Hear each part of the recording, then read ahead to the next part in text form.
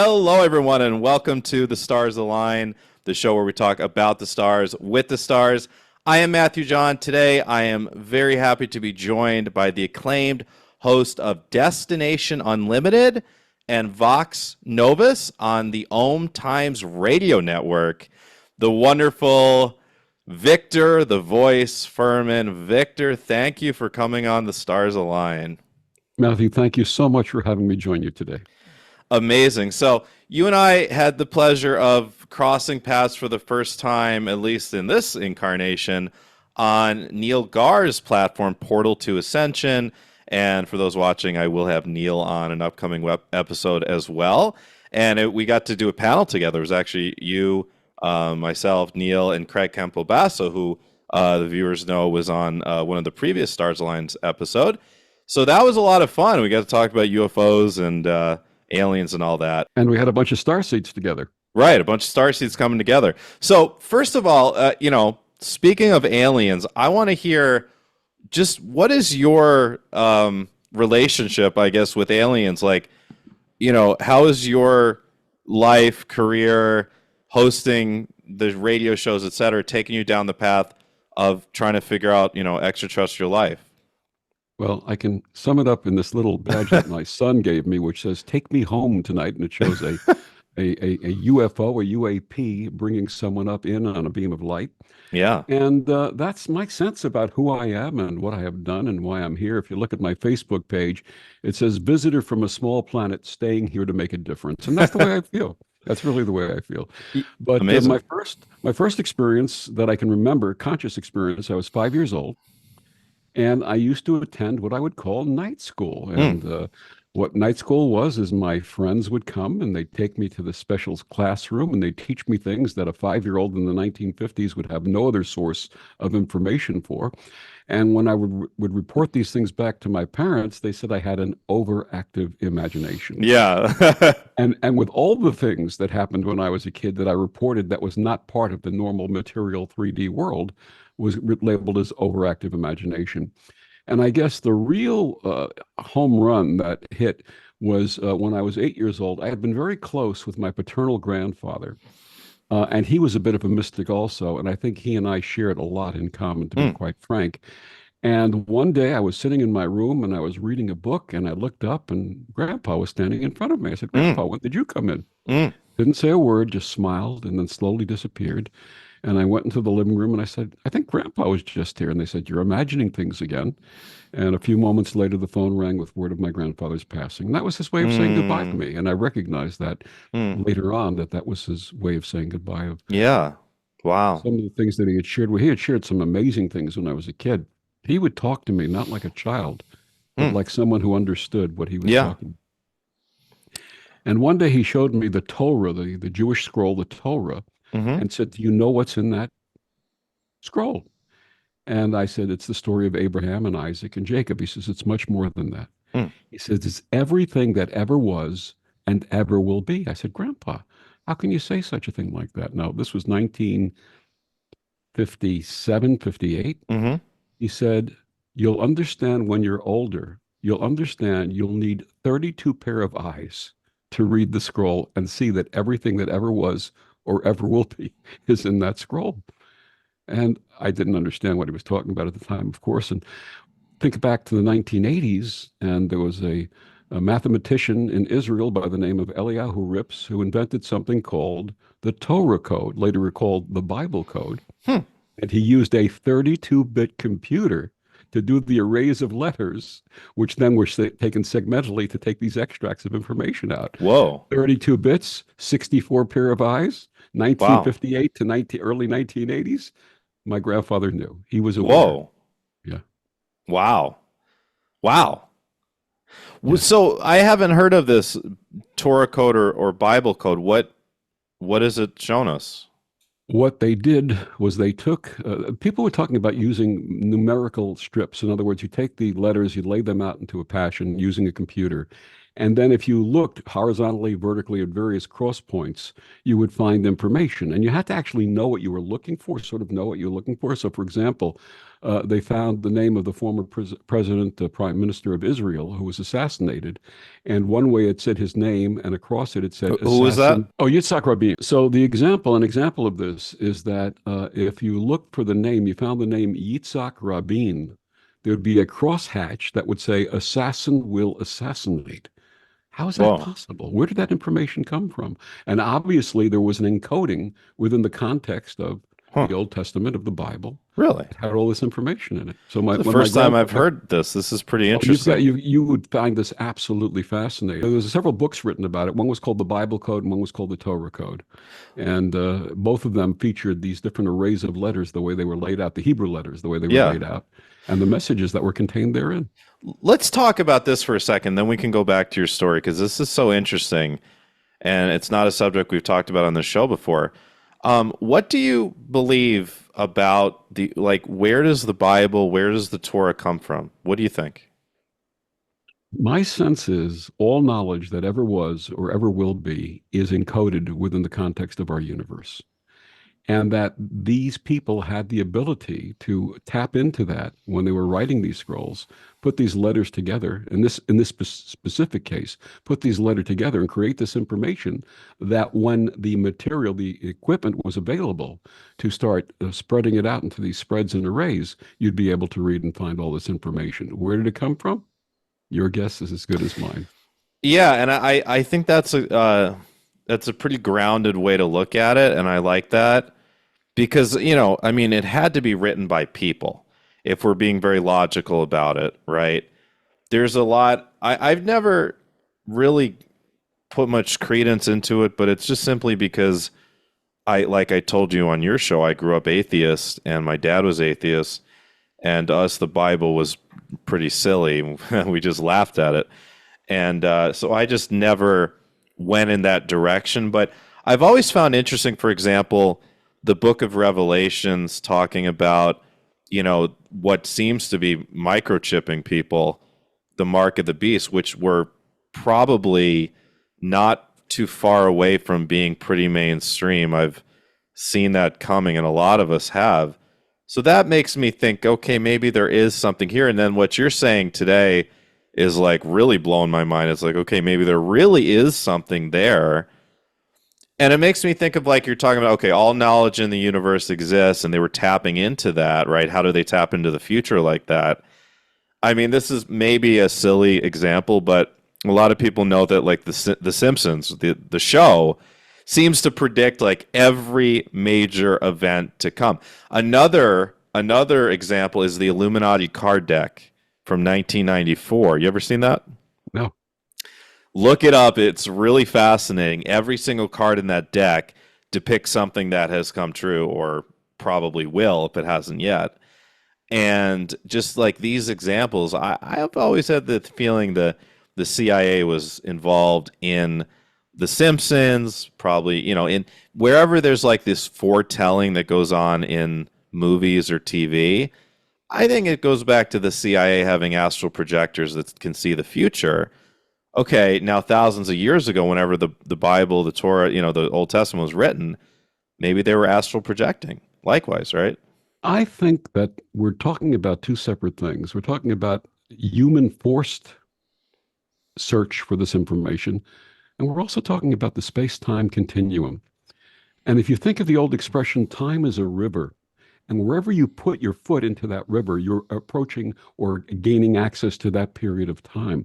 So if everything that's ever happened and ever will happen has already taken place on that space-time continuum, having the ability to put your foot in that spiritual river and tap that information and bring it back to you, I think that's what we're talking about. Yeah, I agree, and that is a form of astral projection. Astral projection can be somewhere else geographical, projecting into something going on the other side of the planet, and or it can be in another time period. Absolutely, absolutely. And for those who are interested in the Torah code that we were talking about, if you Google Torah code or Bible code, there are several books on the subject. Another question I have to ask you, and just I hope you understand me being a Scorpio. I ask interesting, tough questions. I don't mean to put anyone on the spot, and it's all just conjecture, anyways. But do you think Jesus existed as a Yes, person? You do. Now, tell me absolutely. why. Tell me why. I just have a sense that this human being, and he was a human being, Yeah. existed. He was a messenger. He was tapped into a lot of the things that we're talking about right now. And interestingly enough, if you look at the message of the foundational message of virtually every religion and faith, every one of them, there's an iteration of the golden rule. Do unto others as you'd have them do unto you. Love thy neighbor as thyself. If everyone forgot everything else Yeah. and just practiced those two tenets, what a world we would have. True. Heaven Very on true. earth. Heaven on earth. Now, just to play devil's advocate, um, what about the thoughts that, well, we can't really find any hard evidence of Jesus existing outside of the Bible, which to me is potentially a red flag. But what do you think? Well, if I'm not mistaken, and I'm not an expert on this, but there was a historian named Josephus who I believe wrote separately about Jesus and had nothing to do with the Bible. Okay, now that would be, if that is true, then that would absolutely be an important piece of evidence. I'm going to have to look that up. And if anyone Absolutely. is watching this and knows, what Victor is talking about, like, let us know in the comments. And just anyways, let us know in the comments. What do you think? This is such an interesting debate. Was Jesus actually a person, or is he just an ascended master, or both? I think both, but something else to take into consideration. He was a threat at the time to the establishment and the powers that be.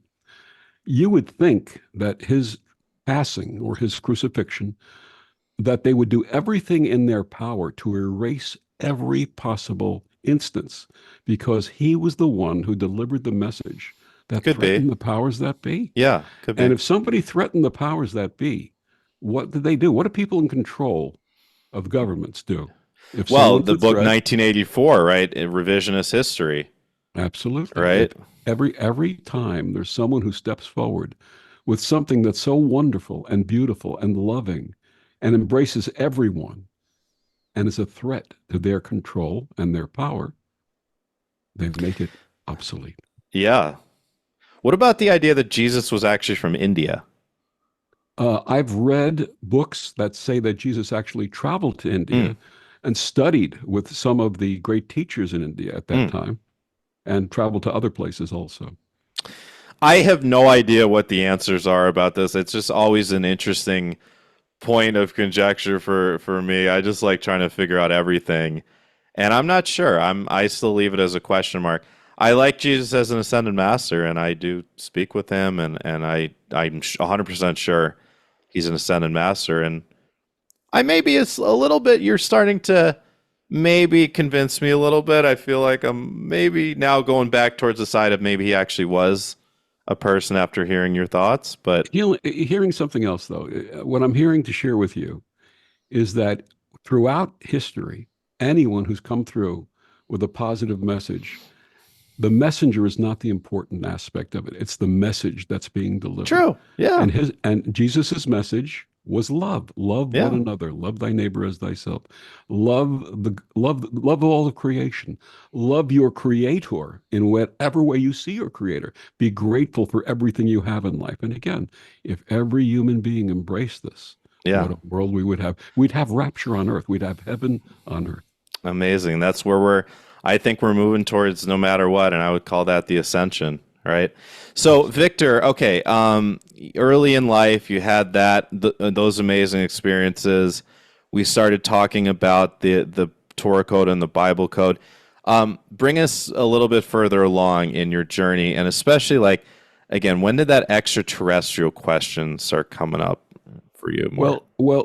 Again, it happened a lot as a child. My last conscious remembrance of this was around 13 years old. Hmm. And I know I've had contact since that point, but my last conscious remembrance was about 13 years old.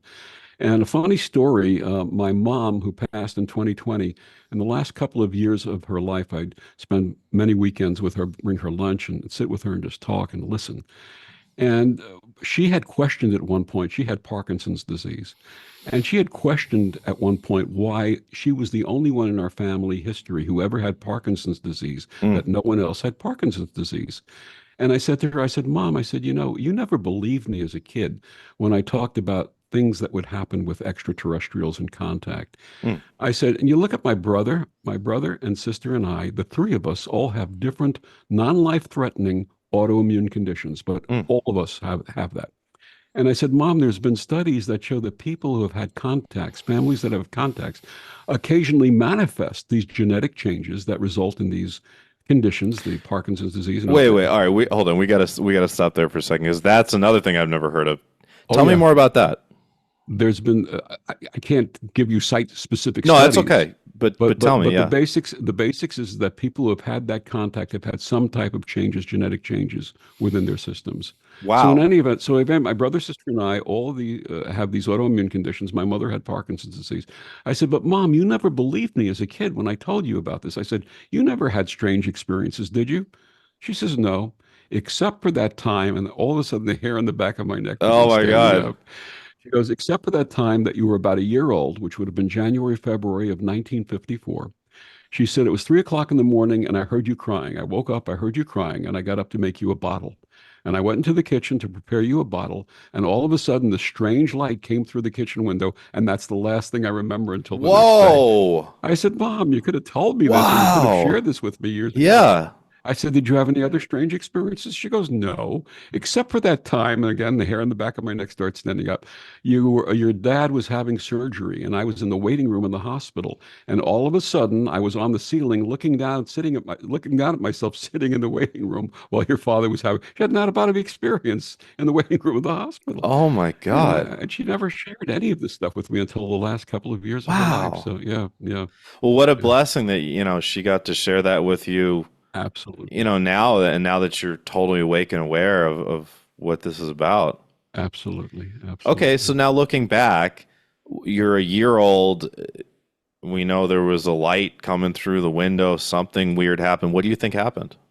I think that she had a contact experience. I think our family had contact experiences without Do you think that documenting them. you, as that 1-year-old child, went to a ship? Oh, absolutely, no question Yeah. about it. Just my first conscious memory was 5 years old and having what I called night school. And one of the interesting things about night school is I would learn about things that I had no other source of information for. And as a young child, when I was 5 years old in the 50s, when kids were 5 years old, they wanted to play with toy soldiers. Boys wanted to play with toy soldiers, and they wanted to have trucks, and they wanted to have all this type of stuff. I wasn't interested in any of that. I wanted to build radios. And one of the first things I asked for was a crystal radio kit. And I built my first radio when I was 6 years Oh, old. So wow. yeah, yeah. So again, where did that come from? Where did that fascination, that interest come from, other than my contact experiences in what I called night school? Another quick, interesting story in first grade. Yeah. So this would have been 1959, I think it was. The teacher had a book on the shelf in the classroom saying that said the title is "You Will Go to the Moon." And I said to the teacher, I said, "Can I borrow that book and take it home and read it?" She said, "Sure."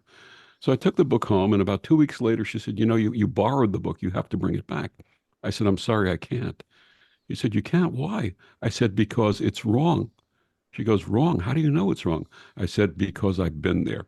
So needless to say, my parents were called. The Yeah, school I was going to say nowadays you would have ended up school in the principal's counselor's office, office. counselor's office, the Oh, whole okay, nine you did. yards. Okay. Yeah, went through the whole process. And again, Yeah. Yeah. overactive imagination. And that's how I was labeled from that point. So Wow. those are the experiences. So I go through, my dad passed when I was 15 and had some hardships during that time, attended college. And then while I was in college, I won the only lottery I've ever won in my life, which was called the draft lottery. Came in, came in number That took one. it. Talk about misdirection. Talk Okay, about that took a misdirection. twist. And a friend of mine who also had a similar situation said, "Look, go to the Air Force. Don't wait to get drafted into the Army. Go into the Air Force. It's a better experience. It's a safer experience." And I did. I went Hmm. into the Air Force. Now, I went to the recruiter's office, and I didn't know what I was doing. I was very naive about military. And I said, I wanted to be a doctor in those days, a Yeah. physician. And I said to the recruiter, I said, "Will the Air Force send me to school and make me a doctor?" He says, "Absolutely, sign on the line." And I did. So I get down to basic training. And the second day of basic training, there was 50 of us in our flight, what they call the flight, which is the training group. And three of us were called into a special room. And they said, you three had the highest scores on the examinations that we gave you. And here are the opportunities that we have for you if you'd like to engage Mm. in them. And the first opportunity was a thing called crypto school. And I said, what's crypto school? And they said, you Bitcoin, go, Ethereum, no, Solana. this is way before Bitcoin. I know. It was learning how to do the activation and launching of nuclear weapons, Oh my God. something that I was not interested in doing, obviously. Yeah. Wow. The next choice they gave me was you can go out to the Presidio in California, in beautiful California, and study Russian. And I said, oh, what happens after that? You get stationed on a mountaintop in Turkey and you intercept Russian communications and you Whoa. translate them. Whoa. I said, really, that's not for me. And then I said, but the Air Force said they'd make me a doctor. He says, son, we don't make you a doctor. These are the things we have available to you. The final Yeah. thing they offered me was logistics school, where you Hmm. learned how to do computer logistics. And I said, okay. And I Hmm. said, signed up for that. So I spent my first year in the Air Force after training at Andrews Air Force Base in Maryland in the base supply system, working on logistics. And one day in the base newspaper, there was an article that said the Air Force is looking for broadcasters. Hmm. If you're interested, sign up here. And I had done broadcasting in college. I was on Brooklyn College Radio when I Hmm. was in college. So I signed out. I did an audition tape, sent it in, and I got assigned to Fort Benjamin Harrison, Indiana, which was the Defense Information School where they trained military broadcasters to do broadcasting, if you were a writer, to do journalism-based newspapers, so on Hmm. and so forth. And I did the class. And after the class was completed, I was sent to Korea. And I spent 2 years in Korea on American Forces radio and television service. And they sent me to Korea, where I was with American Forces Radio Korea, or AFKN. And for 2 years, I did news. I did television news, I did radio news, and I did some documentary work while I was over there. Wow.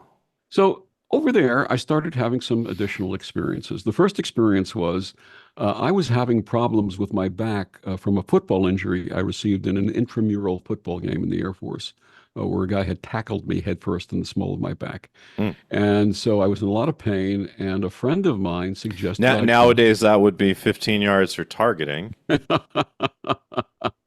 in college, at least. Yeah. Well, I never played professionally or college, so I don't know. But this My was just my grandfather played. He played college football for I think USC. If I gotta ask my mom, but I think USC, if I'm not mistaken. We have the photos from back in the day, and it's fascinating. Just the tiny leather helmet, like these poor guys. But I don't think it was nearly as violent as it was back then. I think when they got the actual helmets, it started becoming a lot more violent. I don't think it was as violent as it was back then. And I also think there was less steroid involvement, perhaps, Yeah, back yeah, then. So, true. Yeah, yeah. but getting back to my story, so he said, try acupuncture. Now, I'd heard of acupuncture. This was 1975. I had never experienced acupuncture before, but he said, try acupuncture. So I went and I saw a Korean acupuncturist and I had an acupuncture treatment. And I started feeling much, much better. What I did not know at the time was that hepatitis B was endemic in Korea, which means many Hmm. people carried it without manifesting the Hmm. disease, that the acupuncturists were not using exactly disposable needles and their Oh, sterilization techniques were really? not the best. 2 weeks after receiving acupuncture, I woke up one morning and I wasn't feeling well, and I looked in the mirror and my eyes were turning yellow. And I said, Hmm. uh-oh, something's not right here. Hmm. And I went to the base hospital and they looked at me and said, you have hepatitis. They immediately admitted me. Hmm. I started losing weight. I had no appetite whatsoever. They were treating me differently than they were treating the other people in the ward at the time, giving me vitamin K, which I didn't understand why they were giving that to me, and some other things. And then they sent a telegram back to my mother in New York saying, your son is very seriously ill. His prognosis is not good. We'll keep you informed, which Hmm. made her very happy. Hmm. But one day I was laying there, and one of the things that had sort of turned off for me in my teen years and my early 20s was this connection with the inner voice, the guide. Hmm. And I'm laying there in this bed, and I hear the voice saying, ask the doctor for something that shows a picture of a healthy liver.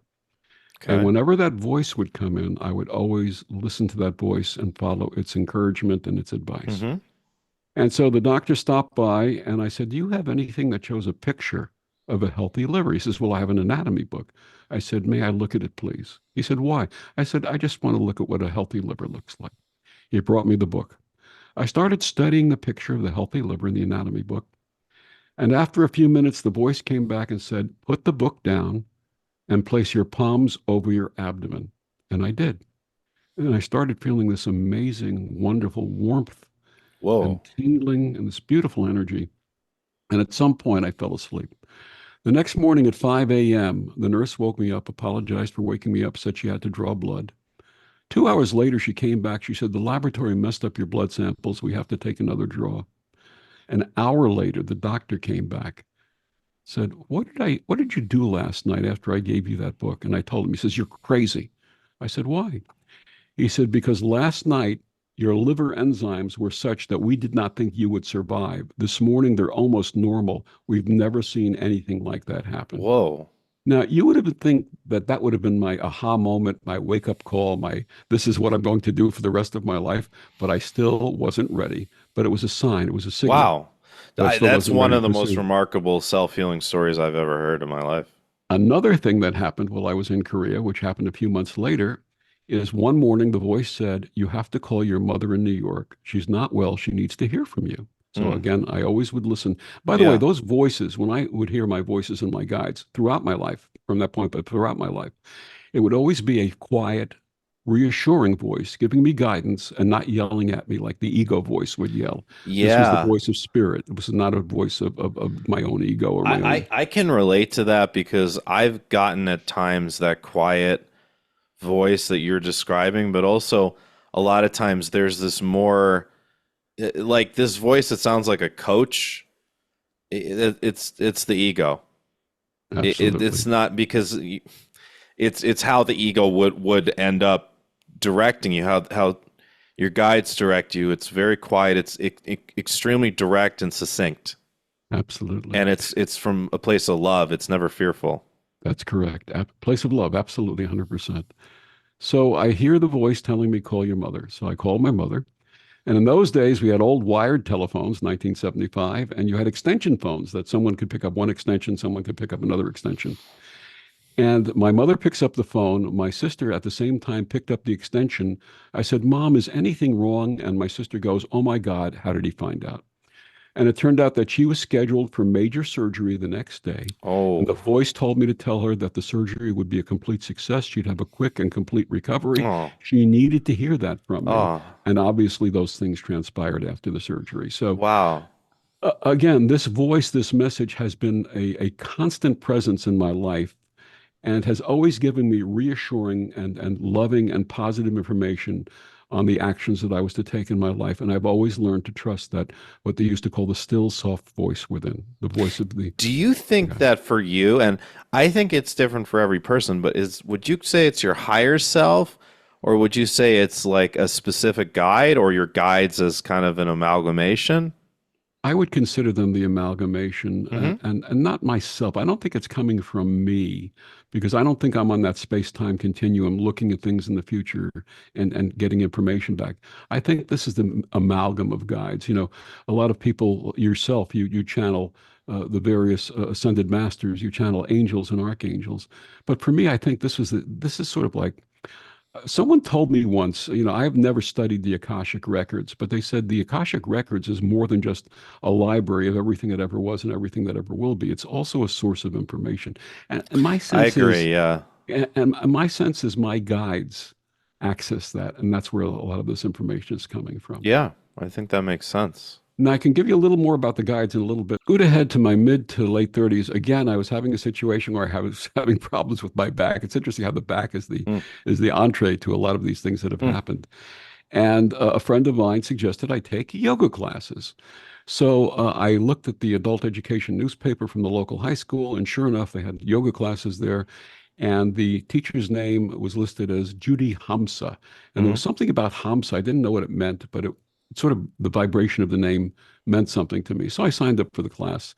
And Judy and I became fast friends. And she said, I love your voice. Would you start facilitating meditation? So I Mm. started facilitating meditation at the class. And then we started going on these retreats to a monastery in upstate New York, a Zen monastery in upstate New York. Where? in the Livingston Manor, New York. The Zen Study Society What in county is Livingston that? Manor, New York. I don't know. Okay. Uh, Zen Study Society, Rockland? Livingston, all the way up. I don't Oh, it's all remember. the way up. Oh, okay. Yeah, That's I don't okay. remember exactly. It was like a 3 hour drive from the city. I don't really remember the name of the. So we started going on these retreats to this Zen monastery in Livingston Manor, New York. Wonderful gatherings of Hmm. students and teachers and friends, and we were all just having this wonderful time together, sharing the experience. And at one of these retreat weekends, somebody mentioned the word Reiki. Now, I'd never Mm. consciously heard Reiki in this lifetime, but something about it resonated with me. Hmm. And a couple of other, my teacher and another person said, you know something, that's really interesting. Let's examine that. That was, I think, October of that year. Let's examine that next year. Well, 2 weeks later, we were in our first Reiki class together. I Mm. couldn't wait. Yeah. And Reiki became the rocket fuel, the spiritual accelerant to get me back on my path and open Mm. me to all these wonderful things.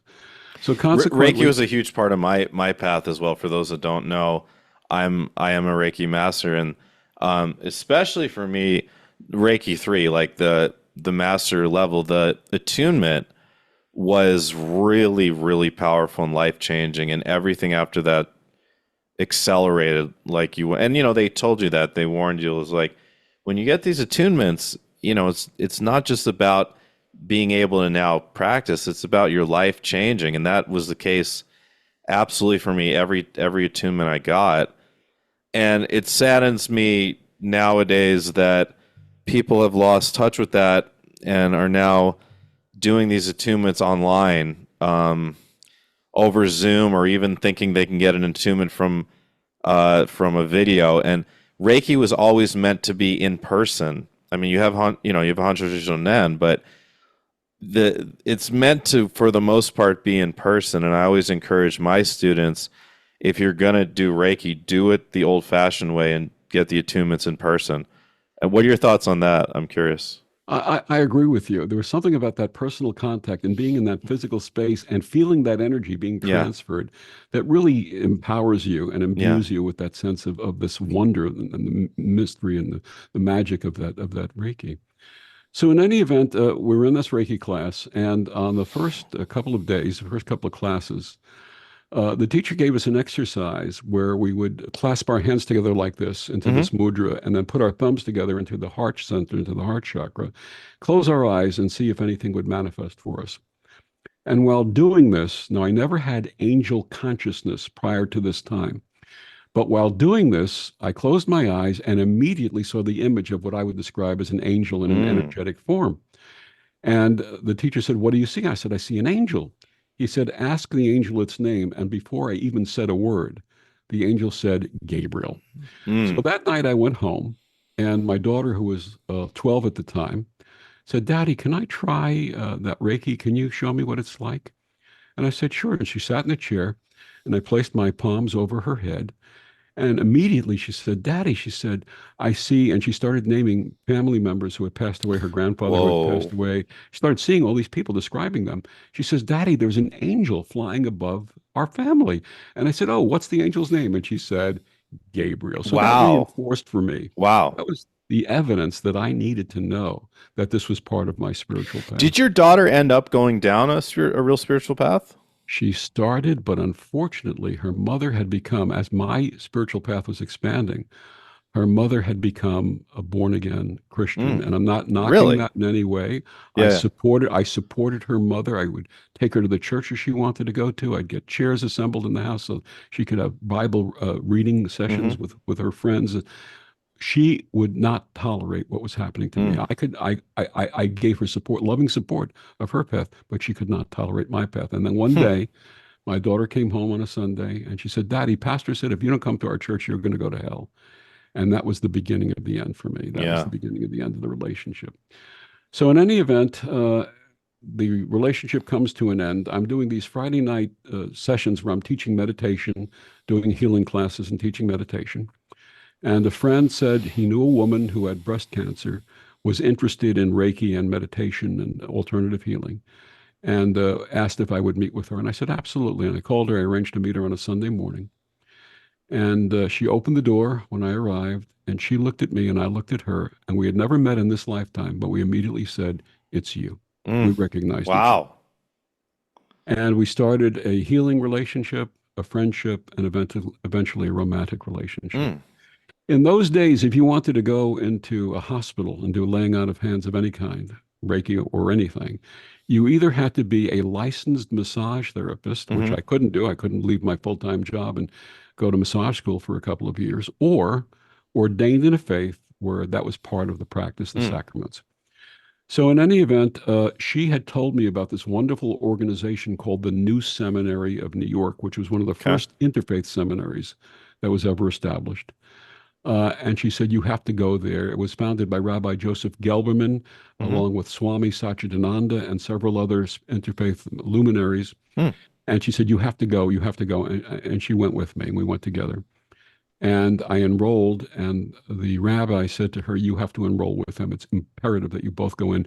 You don't have to pay any tuition. Just he'll pay his tuition, but you join with him and take part in this together," because he recognized what Oh, was going on. wow.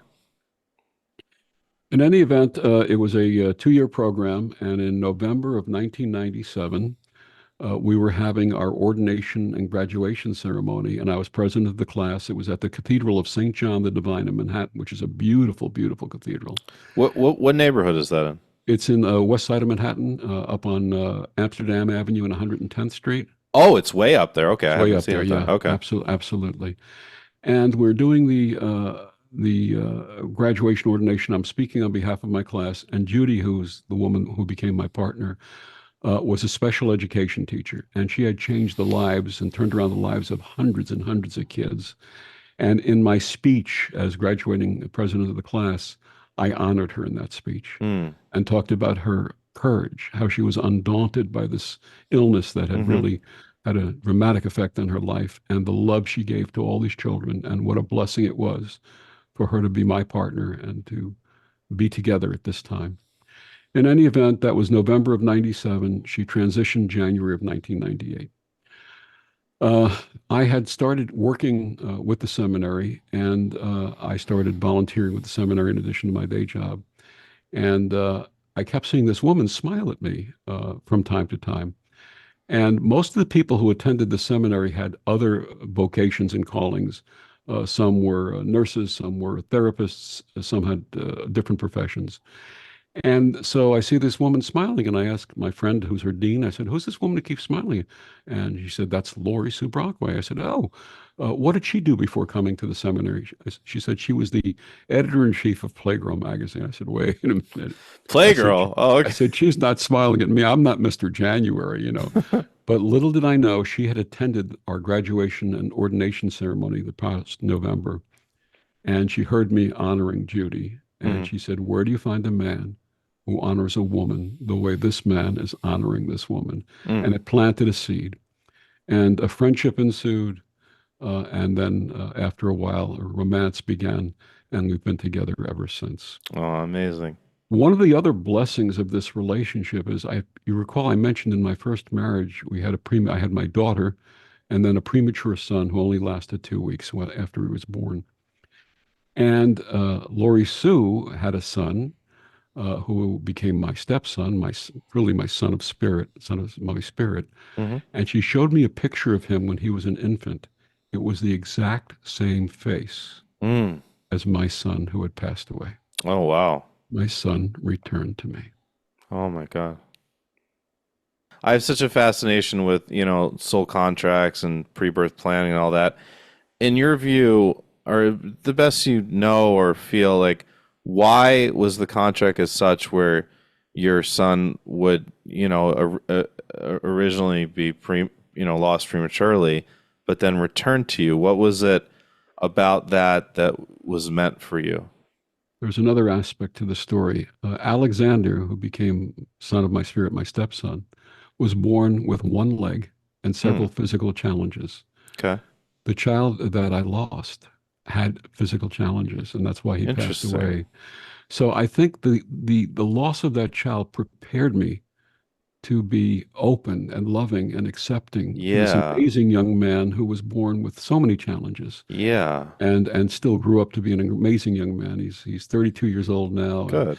works at a radio station in New York City Of and course. just an amazing young man. Oh, And I think fantastic. that's what it was. It was a preparatory thing to Yeah. prepare me for that. And also I had there's something about my understanding of transition and knowing that death is not an ending. And Right. I've carried that my entire life and recognized that when I've come to be of comfort to others, especially people who are grieving, I don't actually say that to them, but I bring that energy with me. Sure. And it's comforting and it's reassuring. And it's the knowledge that there is no such thing as truly as death, that it's not a Right. finality, that life will go on. So absolutely. Amazing. Amazing. So you've had quite, I mean, quite a life and so many different experiences. Where else did you end up encountering the extraterrestrial side of things? Actually, I have not had a conscious contact in a long time. However, I have had episodes when I've been sleeping and have a sense that during that period of sleep, I've had contact, including and not excluding marks on my body. Okay. Uh, Yeah. So this is still contact. Yeah, for sure. Absolute Yeah. bruises, Oh, really? unfortunately, from time to time, but also just this sense of the knowing that they're there. And another thing that happened, a very interesting thing that happened, is I had a dream a few months ago, and in the dream, I was attending what I would call Angel Academy. It was an angel school, Okay. and it was the day of graduation. And there was this room, this U-shaped room with a series of tables all the way around it. And at each of these tables was seated an angel. Mm. And we were instructed to stand in front of each of these tables, make eye contact with the angel professor or teacher. And when they nodded their head to move on to the next, and we went around and around and around and around. Finally, after we'd done the complete circuit of this U-shaped table, we were instructed to go to the head table and make eye contact with the angel who was seated at the head table. And I was given a name. The Hebrew name I was given was Aviel, was my angelic Mm. name, Aviel, which means the Lord is my father. Mm. And I was told that my assignment, my purpose, was to act as an angel to other angels. Oh, wow. And I Yeah. woke up in tears. I mean, I was like covered in tears. But Wow. I have a sense that that was not just an angelic meeting. I have a sense that that was also an extraterrestrial meeting. Hmm. Amazing. So okay, the experiences you've had where, you said like marks, bruises, etc. Do you view these as positive experiences or negative or somewhere in between or not sure? I can't label anything that I've ever experienced as negative. And the reason Okay. being is that I found that everything that happens in life has a purpose. Um, my wonderful teacher that I mentioned from the New Seminary of New York, Rabbi Joseph Gelberman, used to share a Hebrew expression, hakol beseda. The Mm-hmm. literal translation of that is everything is in order. Mm. But he said it has a higher meaning. He said it means everything is unfolding in divine order. Yeah. We may not see it. We Yeah. may not understand it. We may detest what we're experiencing or what has happened to other people. But ultimately, if you look with what he called spiritual eyes, not the human eyes, but with Yeah. spiritual eyes, you'll see that everything has a higher purpose. Yeah. I agree wholeheartedly with that. So, speaking of a higher purpose, why you? Because like the experiences you've described are very uncommon. They may not be so uncommon in the context of this circle of wonderful new age teachers that we find ourselves in, but in the context of the entire world, very uncommon. Why you? What is it about this life that your soul wanted you to have these experiences? I think I shared with you before that my last day on my day job was March 29th. I retired Oh, finally. that's right. Earlier this year. Yep. And I think that all of these things that have happened, including my wife and I were both volunteer chaplains for the Red Cross after 9/11, Mm, counseling families of people who are waiting to hear about their loved ones mm, and first responders. We've had so many opportunities to share spiritual messages, bring comfort to others. I've done a lot of counseling, grief counseling for people. mm. I've done a lot of in-hospital healing for people. I've had some wonderful experiences with that. But I think I was being prepared really for this time, this exact time, Mm. where I carry a message of love in my heart. Ultimately, beyond anything else, I carry a message of love in my heart. And I Yeah. think that in our world, the way it is right now, carrying the message of love, of comfort, and of kindness Mm. is so critical, so Yeah. important. And I think that's what I'm here for at this time. I think that's the reason why. Yeah. Amazing. What do you what do you think about the ascension, or whatever you want to call it, like the evolution of our human species, especially as you mentioned right now? Where do you think we're going? Is it a bright road ahead? Is it a rocky road ahead? I think there's a rocky road ahead, but I think that those of us who are awakened to the concept of the ascension, and to me, the ascension means is that we ascend as human beings into our humanity, not Hmm. just an ascension into a higher dimension or an ascension into Is it heaven or an space. ascension into the heart? Would that be a good way to say I it? think an ascension into the heart is a Hmm. wonderful way of saying that. And as I shared with you before, an iteration in virtually every religion of the golden rule. And if everyone did that, they talk about the rapture, that the people, the believers will be carried up into heaven and disappear from the earth, and those who are left behind will have to suffer and have to It learn implies how a to. hierarchy, right? I think, I really think that this rapture will be when every human being looks upon their sisters and brothers as sisters and brothers I agree. Yeah, and expresses love and I compassion agree. and caring and kindness.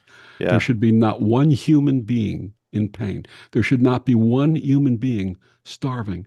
There should I be not agree. one human being who doesn't have clean water or one Yeah, who. it's very humbling to look at the world and be reminded that upwards of a third of the planet is still in starvation, without adequate health care, without adequate clean water, and it's just ridiculous that we're, and it's humbling, I think, to those of us that are in the New Age community to remember that, ultimately as a planet, we can't leave anyone behind.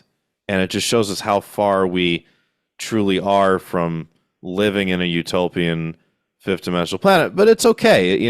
It's not meant to happen like this, although a lot of people wishfully want it to. It's not. It's a long process.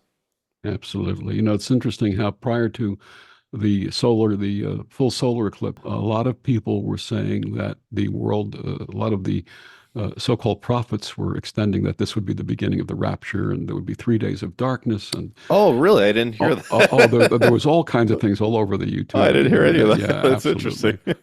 And and and and again, I say that why can't we just come to the point where we honor each other and care for each other? Because ultimately, that's what the creator, as in any way you see the creator, Yeah. and there's an iteration of this in virtually every religion that says we should love and extend that love.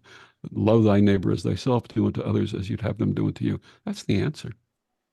I agree wholeheartedly.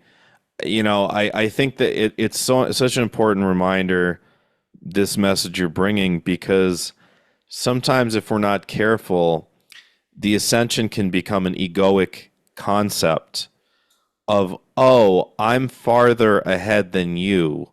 I'm farther ahead than them, where the whole, we've been living through the dark ages of this planet through a hierarchical structure, and the days of the hierarchical structure have to be numbered if we truly want to live on a fifth dimensional planet. There can't be any hierarchies the way I see. Even governments. When I look at the Pleiadians and what they show me, the way their societies function, it's not in this top-down pyramidical structure. It's more of like concentric circles that intersect with one another, and that's how society functions. And there's no judgment of better or worse with anything because everything, all individuals are acting also as the whole. And that's the way that I optimistically see our planet going. I just think it's going to take a long time. I mean, but in the whole even if it takes 80, 100, 120 years, in the whole context of the Earth's history, that's a blink of an eye. It's a flash of, flash of lightning as far as time goes.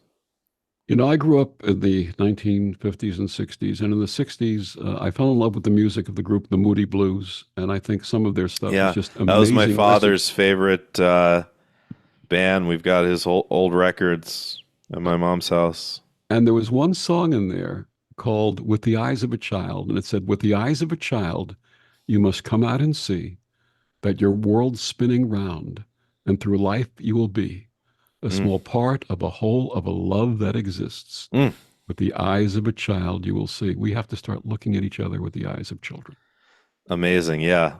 And you're so poetic with your voice. And before we close today, I'm going to ask you if you don't mind to share one of your poems because you shared it with me personally, and I was just floored, and I want my audience to be able to hear it. But Victor, your nickname is The Voice. I want to talk about just voices. I like to think I like to think about everything and just something I've thought about sometimes. What would it be like to be blind? What would it be like to be deaf? What would it be like to be autistic? What would it be? Everyone has such a different perception of reality where none of us are perceiving reality in a consistent place. And I don't know what it is about my life plan and yours, but I know we've both been told many, many, many, many times, you more than me just because you're older, that we have a great voice. And I love that we get to share our voices together today. And just tell me first of all, why do you think your soul wanted you to have a great voice? And what is the importance of one's voice? I know it's a pretty open-ended question, but A voice can be used to hurt, a voice can be used to challenge, or a voice can be used to heal. mm, And I believe I was given this voice as part of my healing path, that I could share it with others and comfort them and bring them joy. And like you, have a great sense of humor, bring them an occasional joke and make them laugh, but yeah, ultimately to bring them comfort and joy. And the other aspect of it is also not only do I speak, but I listen. yeah, And one of the things that I've learned throughout my life is we're given two ears and one mouth. yeah, Listen twice, speak once. And I think if everyone adopted that, yeah. it'd be a lot easier to communicate. And like I think listening is the most important part of communication. And by listening, it makes us a better speaker and a better communicator in general. Absolutely. Absolutely. The best like if I wasn't listening to you during this, it wouldn't be a very good interview, but I'm listening to what you're saying and then asking interesting questions. Absolutely. And as I told you, I don't like to prepare for these at all. I just like to just go with the flow and whatever comes through. Um, do you believe that voices hold like a frequency signature? I've never thought about it, but now that you're mentioning that, yes, I believe if you listen to someone whose voice is authoritative and punitive, there's a certain frequency Yeah. behind that. And when I vocalize, I believe that my voice has a frequency of healing and of compassion. Yeah, and there's actually when I was in Denver earlier this year at a conference, there these conferences I go to, there's so many interesting gadgets and things, and someone was doing a voice frequency analysis. I did not have time to do it. I would like to explore that at some point, what that's about. But I do absolutely believe that voices hold a very, just like a thumbprint or a fingerprint, no two are the same. I think the same with our voice. No voice is the same as the other, and we hold in a specific individualized frequency. with our voices. Absolutely. Um, the other thing about our voices is the way that, you spoke of like you being meant to use your voice as a beacon of healing. And I've been told that many, many times myself too, that just people say they feel like they receive a healing just from listening to me speak or just from me talking to them, right? And to me, that's another indication that our voices carry frequencies with them, whether it's conscious or not, right? I think that, Reiki is, traditionally, of course, we're using our hands or, we're using Hansho Jishonen and sending it out. But I think that we can also just use our voices, whether we know that we're doing it or not, to send out healing frequencies. Absolutely. Absolutely. And, the voice is also, I believe the voice is also connected to the heart. Yeah. So when we speak and share the way that you and I speak and share, we're speaking from our hearts. Yeah. Yeah. So many, I have to say that so many people uh, come to me. It's actually fascinating. I'd say definitely more than 6 out of 10 people that come to me for healing work or my classes or talks or whatever, they have a restricted throat chakra or throat chakra wounds and they have trouble speaking up. They have trouble finding their authentic voice. They have trouble finding a sense of purpose. The throat chakra is not just about how we like vocalize and what you end up hearing. It's also literally about our direction and purpose. I know for sure, 100% chance there's people watching this episode that are like, yeah, that's me. Like I feel like my throat chakra is restricted. I feel like I don't know my purpose. I feel like you and I have pretty open, clear, awesome throat chakras. What advice can you give to people that either feel like they have trouble speaking up or finding their true voice and or trouble finding their purpose in life? I think the vocal part of it may have come from being told as children that they were wrong. Mm. Children, when I grew up, there was an expression: "Children should be seen and not heard." Oh, right. From that era. Yeah. Yeah. What do you know? You're just a kid. Those Yeah. types of expressions, which I was subjected to in certain situations, but it never really shut me down. But I think that we have to find our authentic voice and our authentic presence and share it with others. And for me, the exercise that I would offer them is to sit before a mirror and Oh, I'm so glad you said that. I love mirror work for people and myself. I love that. and sit before that mirror, keep eye contact. If you need to, take your hands and put it on either side of your throat chakra with the fingers extended under your ears and the palms joined together under your neck. And feel this wonderful warmth and the energy flowing, which it will. It will flow to you, self-love. Yeah. And then think about 2 or 3 things that you've had difficulty sharing or saying, such as, Mm. I am loved and worthy of love. That's I a big have one for a lot of people. I have a sense of purpose in my life, and that part of that purpose is to bring what I've experienced for the benefit of other people. Yeah. I have a voice that matters. What I Mm. have to say and share matters. That third one, I think a lot of people are watching this and be like, "Oh boy, yeah, that one's tough for me." And if you do this and look into your eyes as you're holding your hands by your throat chakra, you're empowering yourself to come forward and speak your truth. And that's what it's about. Yeah. No, I love that. If you can speak your truth to yourself in the mirror, that's a tremendous first step. And then, you still have to follow through and have to be able to do it in the world. But if we can't do it with ourselves, we definitely can't do it in the world. The other Absolutely. thing, a lot of people don't like their voices. Okay. So, there's the old adage of like, ew, I hate listening to myself on tape, right? And it used to be a thing where we almost never heard ourselves on tape. You literally had to have a cassette recorder, right? Nowadays, we hear ourselves all the time because of the iPhones, right? And, but what would you say to people that don't like their voice? Because people be like, "Oh, well, it's easy for you guys. You guys have these deep, amazing voices, but what about me?" I think there's beauty and resonance in every voice. I agree. It doesn't have to be deep. It doesn't have to be profound. It doesn't have to be what they call basso profundo or anything of that nature. But there's beauty in your voice. Just talk to yourself. Hear that voice. You gave an excellent suggestion. While you're doing that in the mirror, have your iPhone or your whatever phone you're using, your smartphone, and start recording yourself and listen to yourself really for the first time. Mm. And when you make these statements, when you make these affirmations, these personal affirmations, you're going to find that you find your voice to be truly beautiful.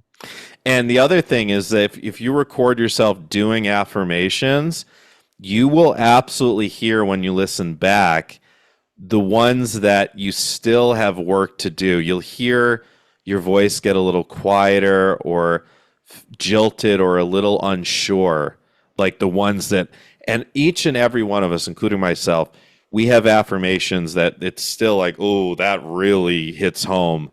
And you'll hear your voice isn't as confident with it. But you'll also know when you've overcome that. First of all, you'll see the manifestation in your life, but you'll then be able to speak it without your voice shaking at all, without your voice getting quieter. You're talking about using the voice, and you talked about my poetry before. Poetry has been something that I've been channeling since I was a kid. And most of my poetry starts as a visual image. It starts with clairvoyance, and I Mm. start seeing images. And my mom passed in January of 2020, the week after my birthday. She actually had my sister call me on my birthday to wish me a happy birthday. And the following Wednesday, she passed away. Mm. And I was there by her bedside, and I started seeing this visualization of circles and rings. I just Mm. see these images of circles and rings and circles and rings. And this poem came through me with an understanding of why that happened and the message that she was actually transmitting to me, which generated this poem. And I'll share that with you now. The Please. path, the path of great beauty in so many things, from atoms to galaxies, circles and rings, natural wisdom that dwells there within, from naught to 360, that magical spin. We circle each other in gravity's dance, as Gaia circles soul, the solar romance, as Luna circles us in life-giving motion, drawing the tides and inner emotion. And the age of the oak is found in its rings, as in woman and man and all living things. And when the rings stop and life comes to an end, we'll all circle back and dance once again. Mm. That was beautiful. Thank you, Victor. Thank you. Thank you for Let us letting me know in the share. comments if you enjoyed that poem. I love that one. That's my favorite. That's the second time I've heard that, but that's my favorite one that I've heard Thank from you. you, and I want to read all of them. And now that I'm retired from the day job, I'm actually in the process of editing and assembling all my poems together in a book. Perfect. And as soon as I'll let you know. Yeah, absolutely. I want to get my hands on it. Victor, I'm so curious to take a brief look, if you're open to it, at your natal chart. This is The Stars Align, the show where we talk about the stars with the stars, and I am an astrologer. And I just love to kind of briefly take a look at guest chart and see what sticks out to me. I love to see, especially where your Mercury is with this amazing voice that you have and all the wisdom that you share through it. So is it okay if we look at your chart? Yeah, but before that, you mentioned Mercury. I got to tell you a Yeah. quick, cute story. So when Lori Sue and I got together, she was interested in the feminine divine, the goddesses. And we started talking about the Egyptian pantheon. And in the Egyptian pantheon, there's a god known as Thoth, sometimes pronounced Thoth, sometimes Yeah. sometimes named He's a blue Tahuti. avian, I think. And I got him sitting right here. She gave me a little Yeah, yeah, miniature yeah. I whatever was here. looking on my desk because I usually have him here, but he must be behind me today. I And love Thoth. Yeah, and and I think he's after a blue avian ET. and after we had dated for about 6 months, I looked at her one day and I said, "Am I tough enough?" And she said, "Yes, you're tough enough." That's good. Oh my God. Yeah, I do you think Thoth is an alien, a blue avian? I've never pursued it beyond the mystery and the beauty of all the words of Thoth, and also with Hermes and the Emerald Tablet and Yeah, Mercury and all the manifestations that this wonderful deity comes in. amazing. So let's take a look at your chart. I'm very curious. We'll have to take a look at Mercury first. And people, you can see, I'm going to put the chart right here. Okay, so where is your Mercury? You have a seventh house Mercury in Capricorn, but it's relatively close to your sun, and it is directly across from your ascendant and Uranus. One of I think the thing that sticks out to me most about your chart, Victor, is having Uranus in your first house on your ascendant. It just that's you are so creative. You are so creative. You are so um, innovative with everything you do, and also you're very Aquarian. You have your moon in Aquarius. You have your moon trining Neptune and Saturn here, which are well aspected in Libra. And Uranus is, of course, the ruler of Aquarius. Having Uranus right on the ascendant, it just makes you very oriented towards service. How can we better the world? How can we all work together? How can I use my creativity to have an impact? Speaking of creativity, also having Mars in Pisces, it's also conjunct Venus. It's in the ninth house, the house of travel, the house of philosophy. First of all, having Mars in the ninth house, I would imagine you've traveled a ton in your life. You've probably been all over the world.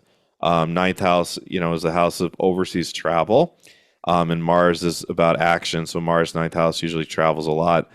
But you have a lot of these very creative aspects. You have Neptune conjunct your Saturn, which is like, finding stability with your creative endeavors, with crafting things. What was your other profession? I was in welding technology for 44 years, welding equipment, welding technology. Okay. And that makes sense because welding is like crafting things together, right? Joining Crafting metal. physical things, right? Joining Yeah, metal. exactly. Yeah.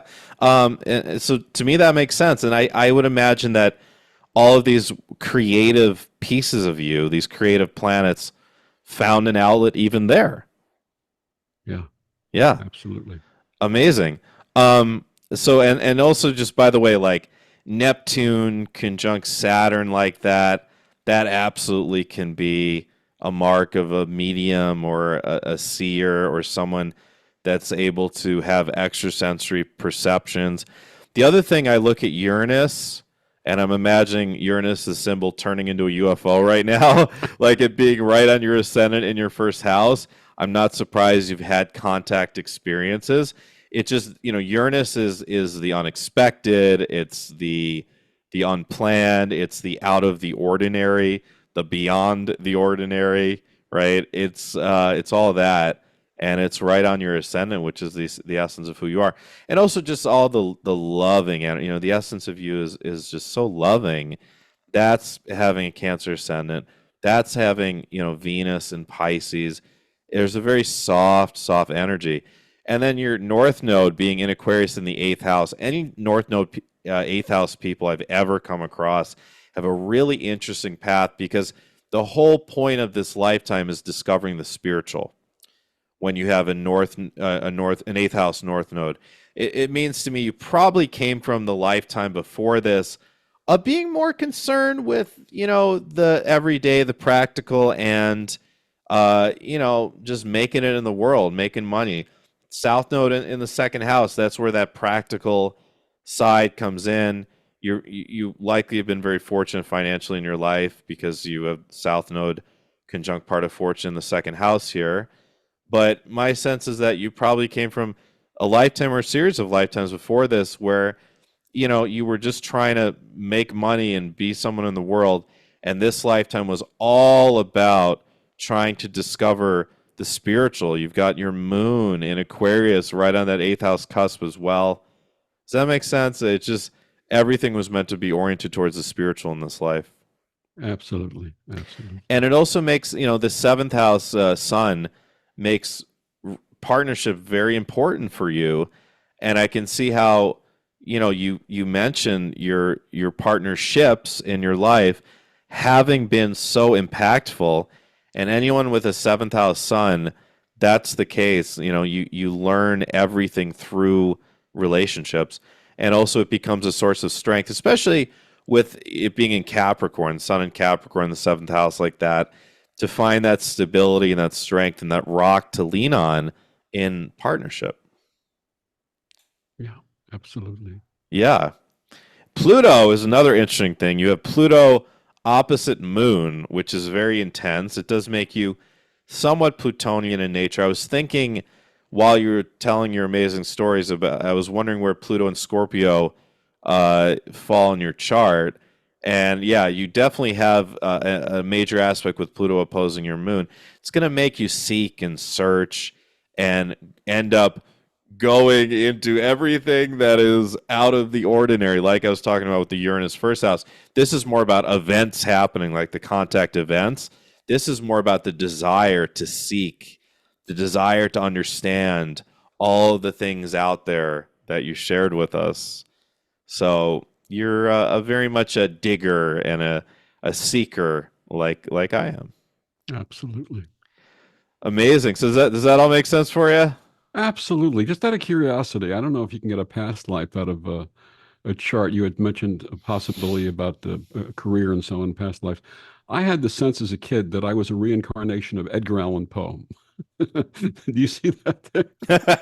um, well, I just loved his stuff, and I would read his works, and I thought it actually inspired a poem in me one day when I was in my Poean sensibility. Uh, I'm it's just curious. from the chart perspective, it's very possible because your South Node's in Leo. And Leo is, anything that can be exhibited to the public, literature, theater, etc. And that would say possibly, and also the part of fortune being there as well, it being a source of strength and good fortune in this life, which your poetry and your voice is. I would say it's possible. I will have to leave a question mark on it from my end because whenever people come to me and ask about being a celebrity in another lifetime, I just always put a question mark on it because my mind can easily get in the way either way and have an opinion, and then I'm not really being very psychic with it. I would say that if you're sure of it, then you are. If you're not sure, then leave a question mark on it. When I was 12 years old, I wrote a poem called Injustice. And when I showed it to my family, and I used to talk about my affinity with Edgar Allan Poe, they said, "You must be the reincarnation of Edgar Allan Poe." Very quickly, when the blocks were closed around my neck, the splintered hole burned my neck sore. The blade would come tumbling to my neck, and I would see daylight no more. The king had summoned me to death. He said that I had been disloyal. Oh my Soon I god. would swallow my last breath to end a life of stress and toil. That's Edgar Allan Now, Poe? now the black masked man he comes to release the blade of destiny. 'Twas not the blade that gave me death. The crime of injustice gave death to me.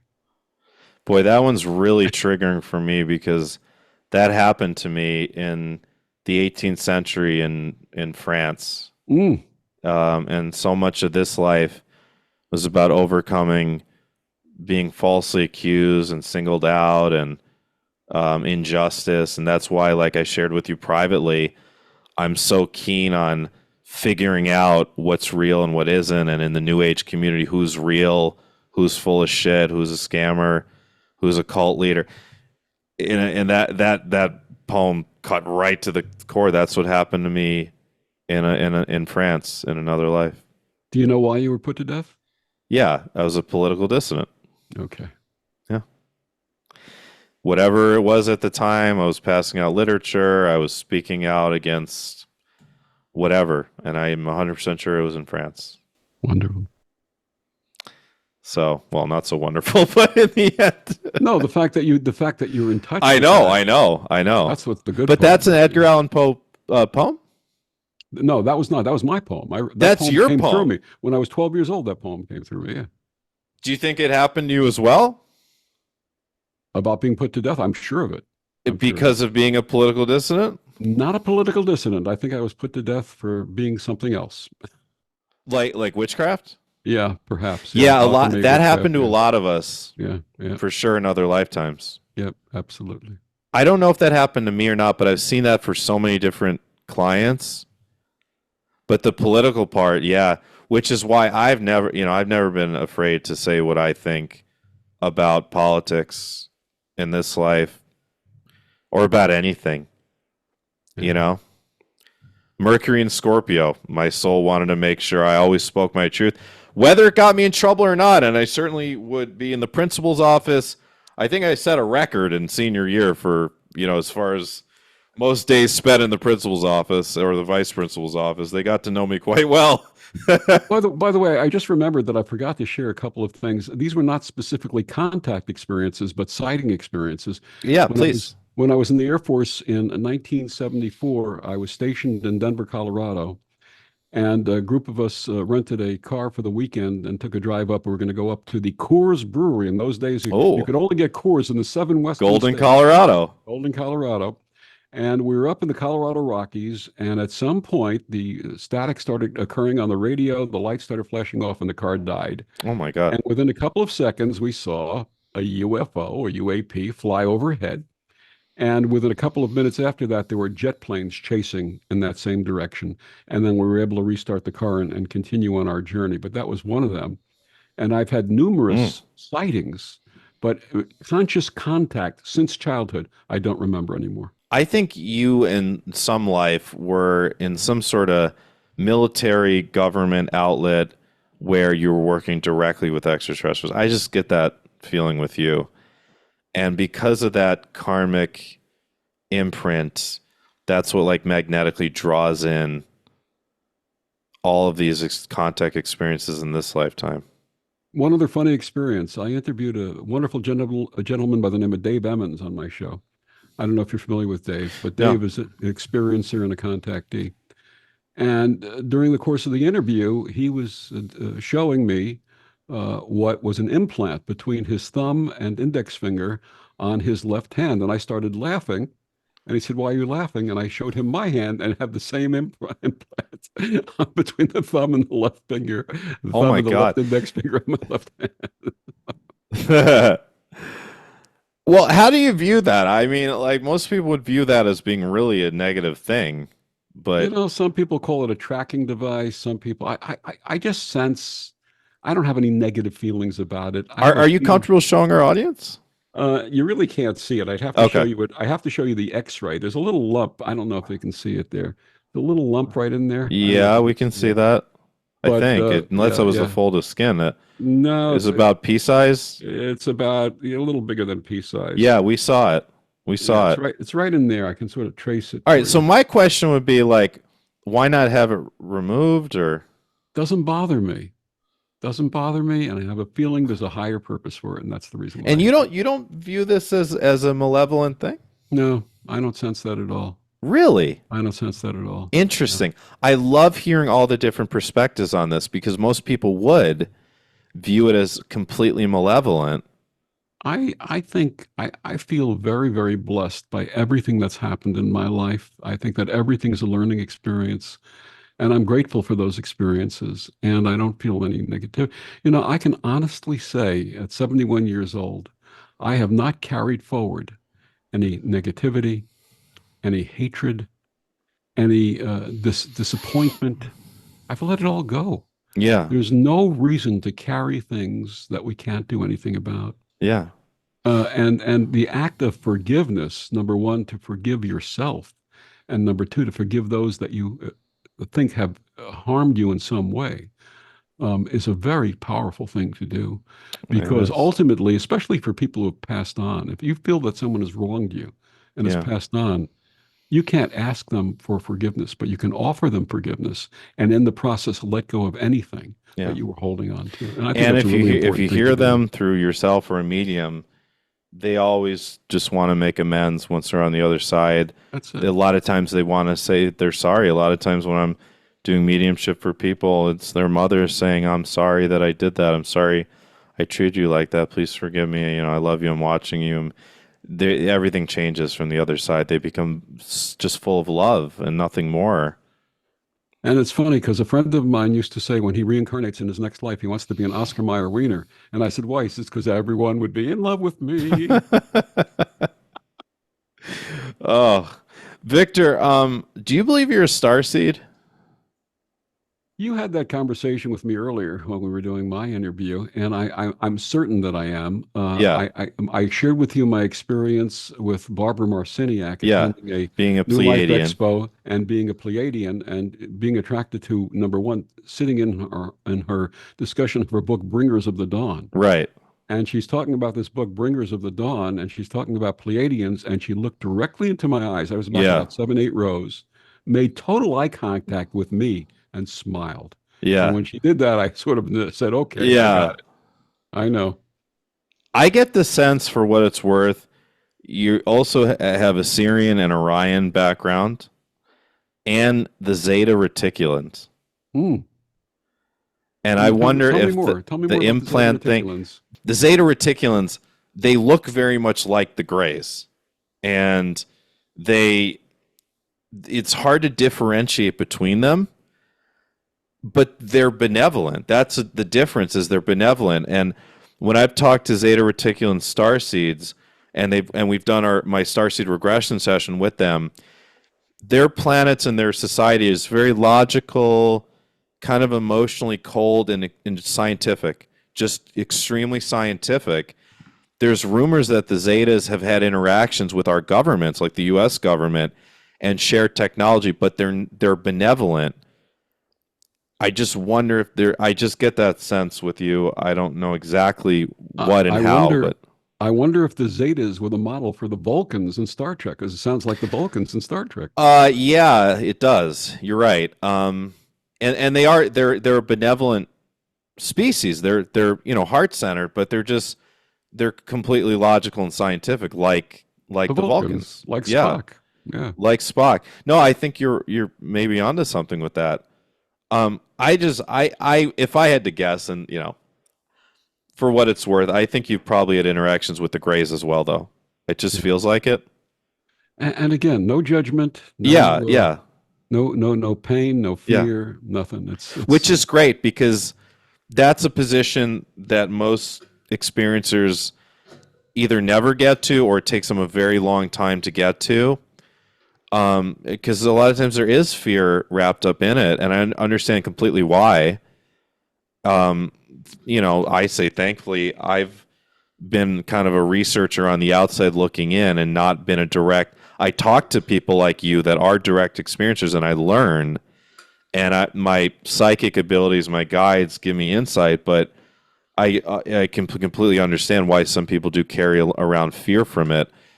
But at the same time, like, I know experiencers that were abducted like multiple times by the Greys, and it was a very traumatic experience. And once they stood up for themselves in all ways in life, the throat chakra and the energy we're talking about, like standing up and having a strong direction and not taking shit from their life in general, that the abduction stopped, which gave me the indication that, okay, their soul consented to it. Their soul said, oh, these experiences of being abducted are actually going to help me learn how to stand up for myself in life in general. yeah. So, like you're saying, you don't hold any judgment, that you're thankful for all experiences. I really think that all of these contact and abduction experiences are basically consented to by the soul. I think the soul writes these into the life plan because there's something to learn, and maybe something to balance from other lifetimes as well. I don't think it's any different than experiences that happen on Earth in the context of the life plan. and I karma. had an experience again in the 1980s when my path was reopening. There was an elderly woman. When I say elderly, she was well into her 80s at the time. I shouldn't say elderly because I'm approaching it, but she was an older woman in her 80s, and she would open up her house on Friday nights for these sort of New Age gatherings, and she called them salons. And people would get together and they'd have speakers on various topics. And one night there was a speaker there, and what he was sharing just didn't resonate with me. And she noticed that. She took notice of the fact that I was not comfortable with what this gentleman was sharing. I don't even remember what it was, but she noticed that I wasn't comfortable with it. And as the evening was coming to an end, she asked me if I would stay behind for a few moments. And I said, absolutely. She was a very gracious lady. And when everyone had left, she came over and she took my hands and looked into my eyes like a mom. And she said, Victor, I'd like to share something with you. And this changed my life at that point.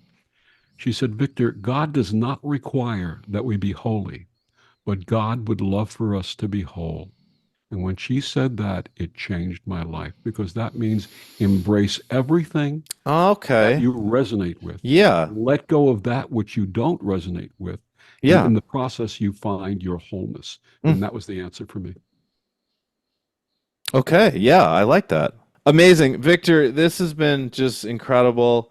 I could talk to you for hours, and we have talked for hours, and uh, I'm really grateful for you sharing everything. You're such a beacon of light and love and guidance for the world, and I love your radio shows, plural, and I look forward to your books, plural, and whatever other projects now that you have more time freedom that your soul feels guided for you to put out. I'm very excited for all of it. Victor, how can people find you? My shows are on Om Times Radio, and basically it's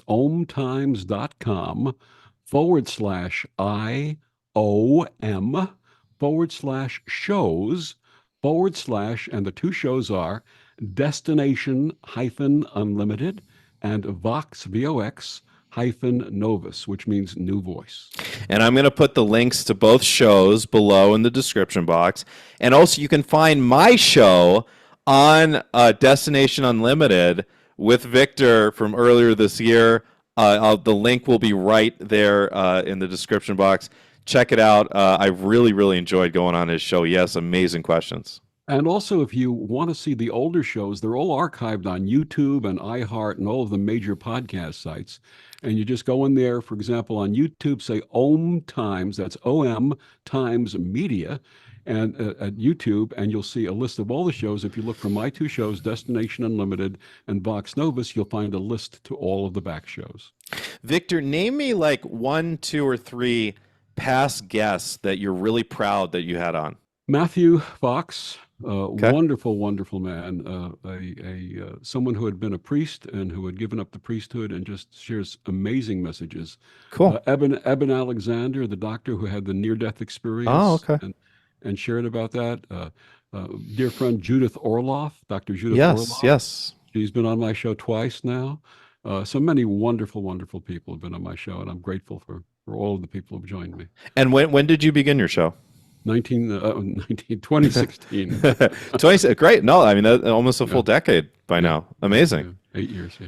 Great. Keep it up. Your show is awesome. You do such a great job, and you do have an amazing voice. Thank you. And I do have a website which is Yes. in sore need of development.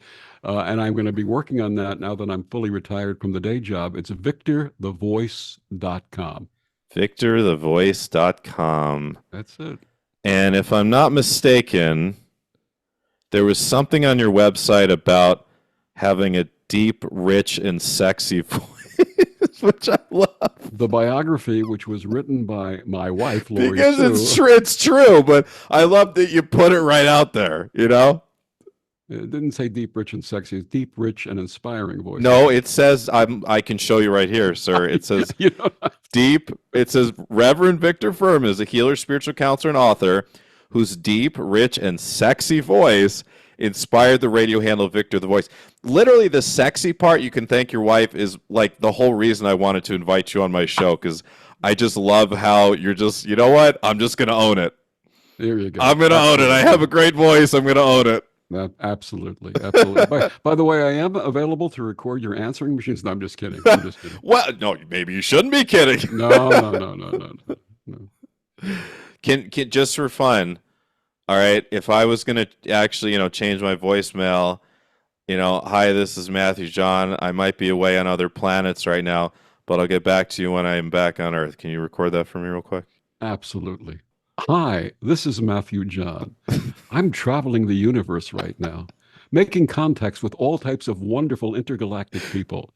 I'll get back to you as soon as I return to terra firma. Okay. Thank you. Oh my God, what a way to end this. Amazing. Victor, you're awesome. I can't wait to see you when I'm in New York City soon. I really hope we can connect in the physical because I just want to give you a big hug. Absolutely. Matthew, thank you. As I shared with you before, we have traveled together before. For sure. Oh my God. And you're a brother to me. There's no Absolutely. question. Yeah, likewise. Likewise. You. Love you, brother. Thank you so Love much. And thank you everyone for watching The Stars Align. And we'll see you on the next episode. Namaste.